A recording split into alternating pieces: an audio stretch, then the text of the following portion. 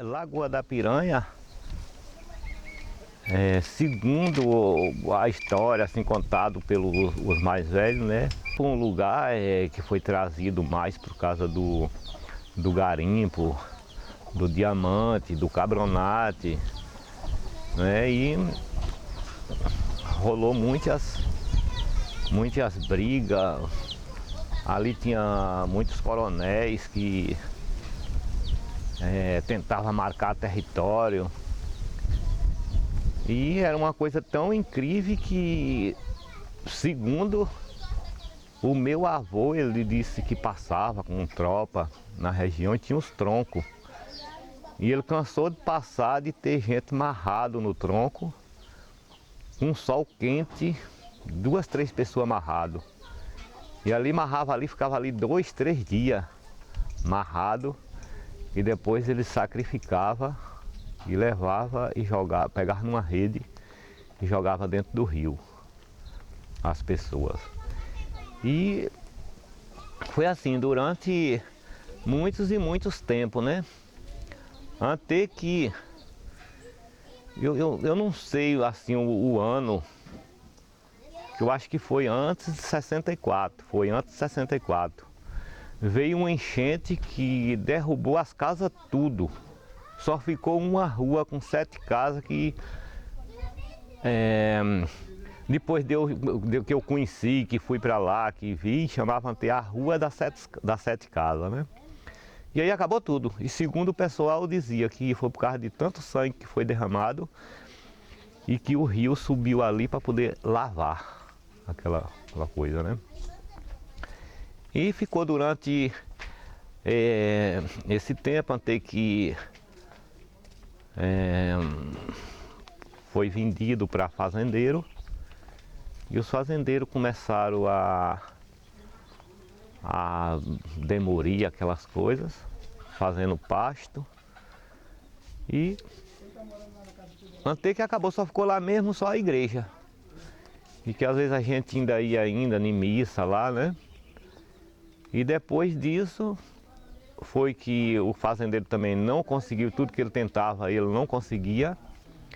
Fez vários tipos de plantio, mas não dava certo, não é? Até que ele resolveu negociar com as organizações e desapropriar, e que hoje nesse lugar se tornou de novo a vila. Eu acho que com mais casa do que a que tinha anteriormente. Nas veias abertas da América Latina, tem fogo cruzado queimando nas esquinas. Um golpe de estado ao som da carabina e fuzil. Se a justiça é cega, a gente pega quem fugiu. Justiça é cega. Naquela época de 64, quando houve aquele movimento dos próprios governos tá querendo desapropriar, parece que Getúlio chegou a desapropriar uma fazenda dele e passando aquilo para o povo, eles ficaram com medo, então eles começaram a fazer um trabalho. Então Edson Barreto mesmo começou a arrendar. Então ele abria um tipo de arrendamento, uns arrendados, outros eram meeiros. E aí abriu mesmo dentro da fazenda, para todo lugar ficou morando gente. Maurício, quando comprou, aqui dentro da fazenda tinha, segundo o registro, parece que era 630 famílias. E ele entrou, veio e colocou as pessoas, tipo assim, administrador, para viesse negociar com o povo, pagar o povo os feitos, né? Aí ele chegava e negociava. Então quem tinha o feito que valia ali 10 mil recebia 5, porque era uma negociação, né? E aí o povo começou, aqueles mais que não queria criar problema, então recebia seu dinheirinho e vazava. Outros estavam ali teimando, tentando ver se tirava alguma coisa, né? Então, às vezes, ia para a feira, quando chegava, estava tudo queimado. Em 79, 80, foi que a gente começou a luta pela reforma agrária. E a gente conseguiu colocar essa fazenda aqui no meio, que foi de 18 fazendas que a gente colocou.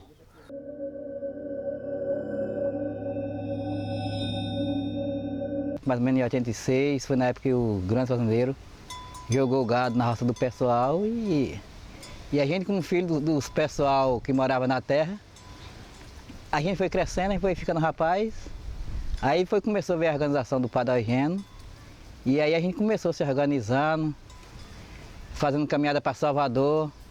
Aí foi quando a terra entrou em processo do INCRA, mas foi assim que a terra não conseguiu sair na época. O fazendeiro colocou pistoleiro para matar o pessoal, a gente dormia dentro dos matos, tá entendendo? Eu mesmo fui de uns que o pistoleiro colocou metralhador em meu peito esquerdo. Recebi o ofício do juiz, eu e Domingo e João Carlito, que era meu cunhado, para nós retirar do município. Nós ficamos 15 dias pintados, resguardados, modo dos pistoleiros do grande fazendeiro na época, né?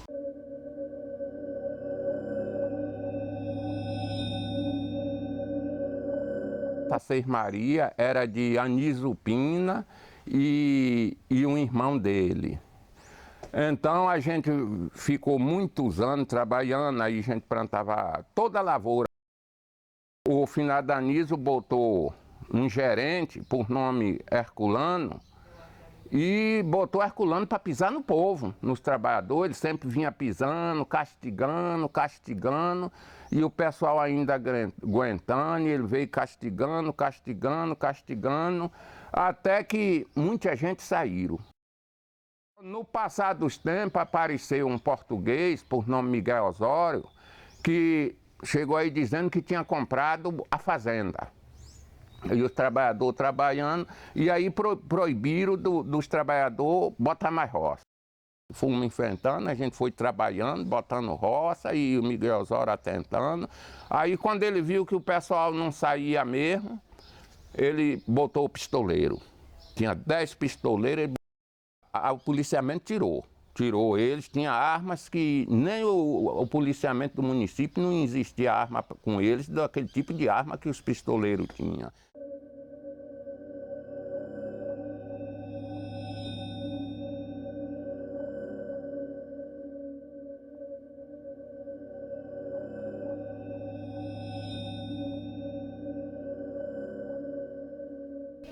Morava nas terras que os medários diziam que era dono, né?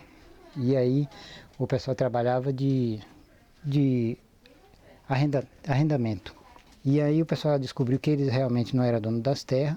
Aí o pessoal se reuniu e para não pagar mais renda. O pessoal começou a lutar pela posse da terra, né?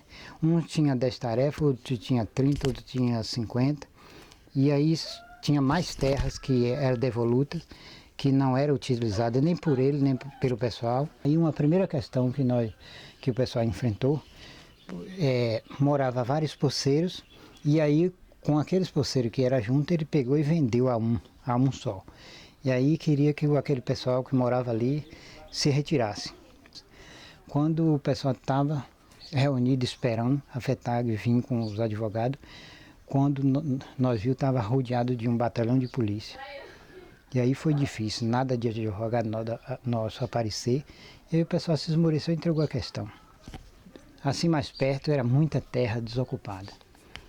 E aí ele vendeu a pessoas de fora, botou pistoleiro, né? E aí queimou a casa de um rapaz. Aí nós foi se juntar para retornar, fazer a casa, reconstruir a casa de novo. E daí nessa época eu fui até preso.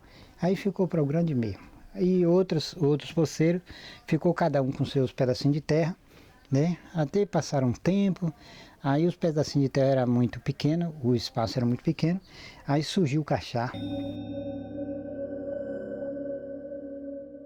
Aí a gente continuou nessa luta. Depois veio aí um tal de Valdemar Ferrari, que dizia ser representante do dono da fazenda, que era o representante e queria tomar parte da terra, sabe? Aí a gente mobilizou com todo mundo junto e contestou e vencemos a batalha. Teve até um conflitozinho lá na beira do rio, foi naquela época que assassinaram o Zacarias. E meu pai disse, certo, eu estou aqui porque tenho precisão da terra e tenho certeza que todos que estão têm precisão também. Então, por isso, ele pulou para trás e atirou nele. Com tudo que aconteceu, eu senti que o Martírio se prontificou também para dar um tiro nele também.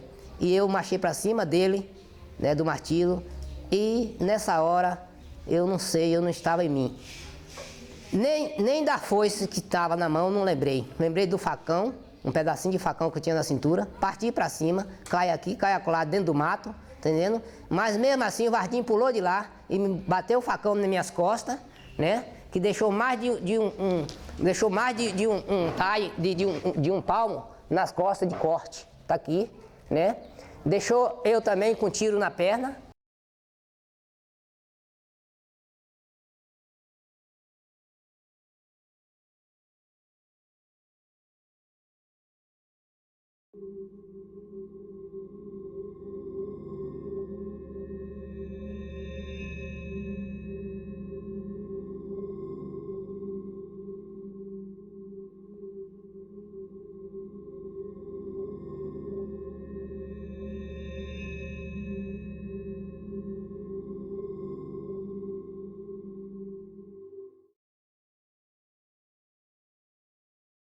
E a gente queria simplesmente a terra para trabalhar e produzir. Mas o fazendeiro levantou uma calúnia dizendo que os poceiros tinham invadido a terra dele e que ele queria a terra para plantar amendoim, os poceiros tinham invadido e ele queria que fosse preciso pedir reforço policial e ele contou com o apoio naquele tempo do prefeito de Iramar, que chamava Baim, né? E trouxe a gente até aqui e aguardando aí, quando eles estavam fazendo uma valeta, já tinham valeta, e estavam fazendo churrasco, dizendo isso que era fazendo, comemorando como se fosse, como se tivesse feito uma caçada, né? Pegaram nós aqui no mesmo camburongo e levaram até uma fazenda do prefeito. O prefeito apoiando ele, levou até uma fazenda do prefeito naquela época, onde a gente ficou até por volta das 11h30 da noite. Daí foi transportado para Jequié, onde ele levou cerca de 3 dias lá, preso. Em uma cela onde não cabia 8 pessoas, ficou 19. Eles jogavam terra, derrubavam as panelas no chão, pisavam nossas coisas de pé, machucava tudo. E aí nós ficávamos tudo no mundo da lua, sem saber o que era que ia fazer. E os maridos escondidos lá dentro das grunas, lá dentro da grota, das pedras, dentro das matas. E a gente, só nossos filhos que sabiam. Agora mais ninguém sabia, nem polícia, nem ninguém de fora não sabia onde eles estavam mocados.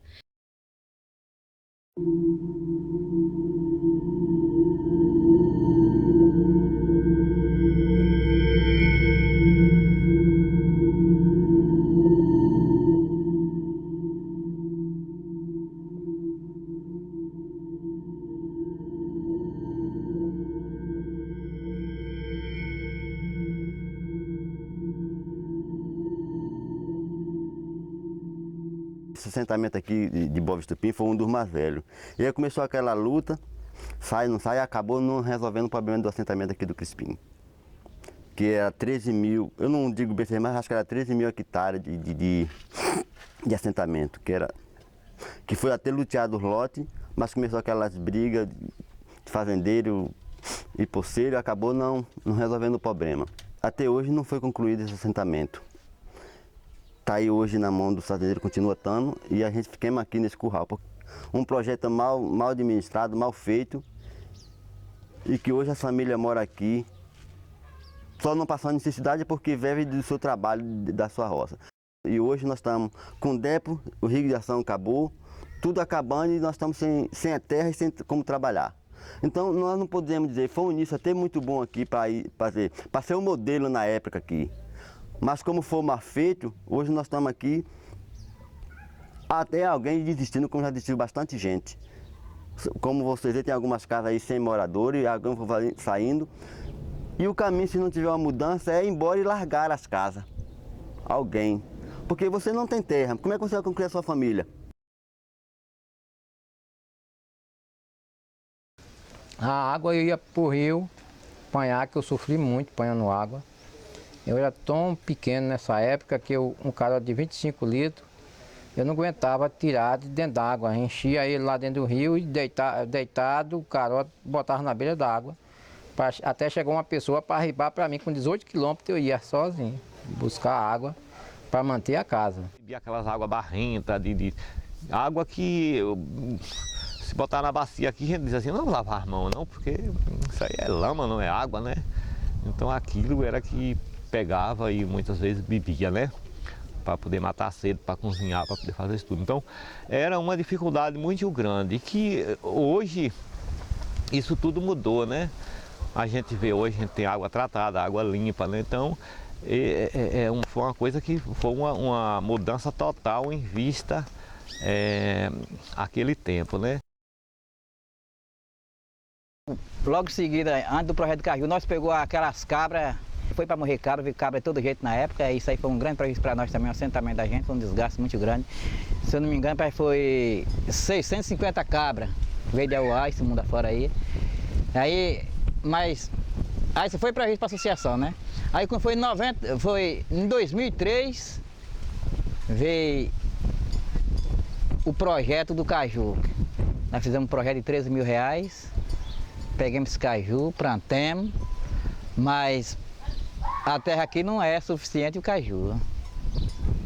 A gente, na época, a gente foi contra o projeto, mas o técnico, combinado com o Banco Nordeste, empurrou de qualquer jeito, se a gente não pegasse o projeto, que não pegava outro, e virou aquela confusão toda. E a gente, mesmo assim, com todos os prejuízos, nós aprontou todas as áreas, que na época era 12 tarefas de terra para cada um, preparar para plantar o caju. Preparamos, todos que pegou o projeto plantou, mas o caju morreu. Jogamos remédio, fizemos tudo, o caju morreu, atacou muito cupim, muito purgão, e o que resta hoje só dívida lá no banco, e hoje a associação está nada de frente.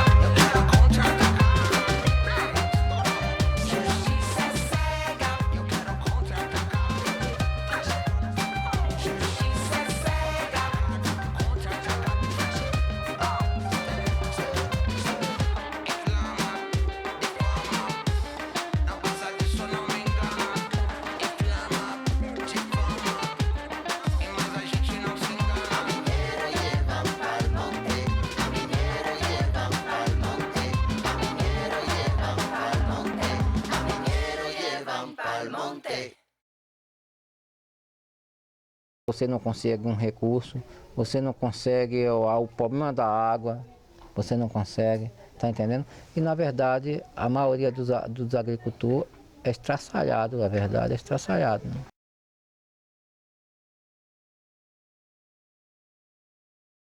Terra é a mãe desse povo, eles têm que estar na terra mesmo. Eu acredito na reforma agrária, embora faltar muita coisa para ter uma vida melhor, uma vida mais justa, mais digna, talvez assim.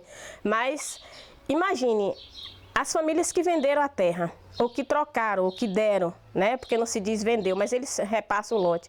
Estão nas periferias, vivendo do Bolsa Família. E quem está na terra tem uma casa, já tem a água, tem a luz que antes não tinha energia. Eu vejo uma vida diferente. Eu acredito na reforma agrária, mas precisa pensar o modo de viver na terra. Acredito que precisa pensar. Talvez a reforma agrária dos anos 90 foi de um modo, dos anos 2000 de outro modo, e a gente precisa pensar, pôr um trabalhador na terra e ter direito a um projeto de sustentabilidade com 3 anos depois, é falha do Estado. Deixar um trabalhador lá, morrer de fome, queimar a madeira, é falha do Estado. né? Deixar o filho do assentado dizer que não tem direito aos projetos do assentamento, para mim é falha do Estado. Deixar a mulher do assentado não ter direito a um projeto, ter no papel, mas não ter na prática, é falha do Estado. Sei que meu pai derramou o suor e lutou, ele quase perdeu a vida e faltando poucos dias, ele falou: Duma, a minha doença não tem mais cura, você tem o meu perfil.